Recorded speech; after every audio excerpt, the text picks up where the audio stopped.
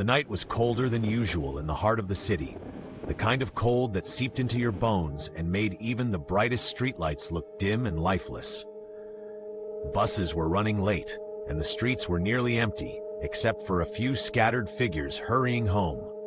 Nadia, a 24-year-old university student, stood at the desolate bus stop near an old cemetery. Her phone battery was nearly dead, and the last bus of the night was supposed to arrive any minute.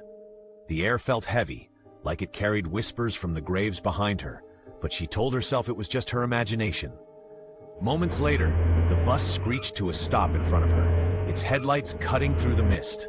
It looked older than the ones she usually took, its paint chipped, its number faded. When the door creaked open, she hesitated. The driver, a pale man with hollow eyes and an unsettling smile, nodded for her to step in. Inside, the bus was eerily quiet. Only 3 passengers sat scattered across the seats. An elderly woman clutching a bundle wrapped in cloth, a man in a dark suit staring blankly out the window, and a teenage girl with her hood up, head bowed low. Nadia sat near the middle, clutching her bag tightly. The bus rumbled forward, its engine growling like some tired beast. As they drove deeper into the city, she noticed something strange. The bus wasn't taking the usual route. Streets she'd never seen before passed by, lined with abandoned buildings and flickering neon signs. She leaned toward the driver, her voice shaky. "Excuse me, is this going to Rosewood Avenue?" The driver's pale face tilted toward her, his smile widening unnaturally. "Don't worry, we'll get you there," he said, his voice low, almost like a whisper carried on the wind.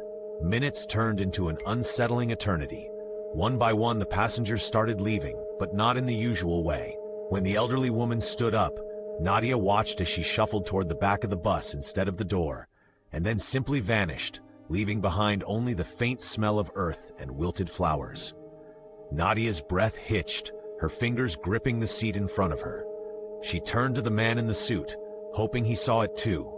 But he didn't move, didn't blink, didn't even seem to breathe. The bus kept rolling. The city outside now looked unrecognizable. Buildings warped in strange angles, streetlights bent like twisted arms, and the moon above seemed too large, too close. The teenage girl finally raised her head, revealing hollow, blackened eyes. She looked straight at Nadia and whispered, "You shouldn't be here."